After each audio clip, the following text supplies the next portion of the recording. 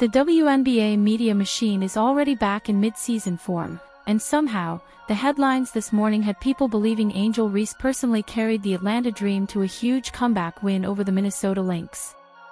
So naturally, I had to stop what I was doing and check the actual box score for myself.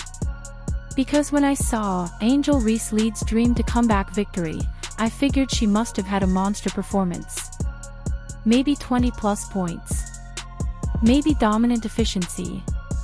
Maybe she took over late in the fourth quarter. Then I opened the stats. And, wow. First off, let's be fair about one thing. Napheesa Collier still isn't back for Minnesota. That matters. She's one of the best players in the entire league, and without her, the Lynx are obviously not at full strength. So before anybody starts acting like Atlanta just conquered a super team, let's add some context. Now, could the Dream still be solid this season? Sure.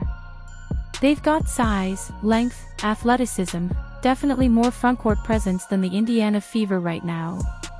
But there's still one massive issue hanging over this team. Efficiency. Because once I actually looked at Angel Reese's stat line, the media narrative instantly fell apart. Yes, she finished with 11 points and 14 rebounds. Another double-double.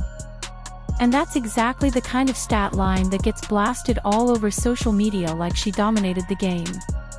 But then you look closer. She shot 4 for 11 from the field. 4 for 11. She also went 3 for 6 from the free throw line and turned the ball over 5 times in 32 minutes. And somehow the headlines were still screaming. Angel Reese leads the Dream.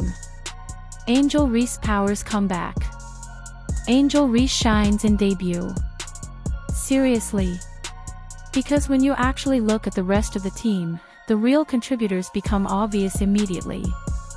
Ryan Howard had 15 points, 6 rebounds, and 5 assists. Naz Hillman dropped 15 points on efficient shooting with 7 boards. Alisha Gray led the team with 24 points and 8 rebounds. 24 points. But somehow the media decided the story was the player who finished 5th on her own team in scoring while shooting below 40%. That's the disconnect people are getting tired of. And honestly, if you're one of Angel Reese's teammates, at some point you've got to be wondering, what exactly do we have to do to get credit? Because every time this happens, the spotlight immediately shifts back to Reese regardless of how the game actually unfolded. And then we get to the clips. Oh boy. The missed layups were brutal. There were multiple possessions where teammates were wide open for an easy pass, and instead of kicking the ball out, she forced up heavily contested shots anyway. No control. No touch. No finesse. Just throwing it at the glass and hoping something happens. One sequence in particular perfectly summed up the frustration. A teammate is literally standing there open and ready for the pass. Instead, Angel barrels into traffic and flings the shot up wildly. Miss. Again. At some point, you have to start asking real basketball questions instead of protecting narratives. Because if another player, especially Caitlin Clark, had a shooting night like this while missing layup after layup, sports media would spend 48 straight hours dissecting every possession. But here, silence. That double standard is exactly why fans keep pushing back. Meanwhile, players like Kiki Iriefin continue producing efficiently without getting even half the attention. She finished with 20 points and 12 rebounds on 7 of 13 shooting, and somehow that barely becomes part of the conversation. That's what makes the coverage feel so forced. Nobody's saying Angel Reese can't rebound. Nobody's saying she can't bring energy. But there's a difference between being impactful and being artificially elevated by headlines that ignore the actual game.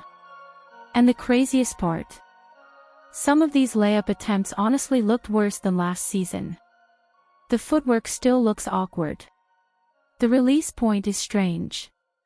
Half the time it feels less like a controlled finish and more like she's tossing the ball toward the rim and praying it drops. Yet somehow, every rebound turns into another social media celebration while the inefficiency gets brushed under the rug. Again. The season just started, but if this is how the coverage is going to look all year, fans are going to keep calling it out. Because stats without context don't tell the whole story. And last night's game was the perfect example of that.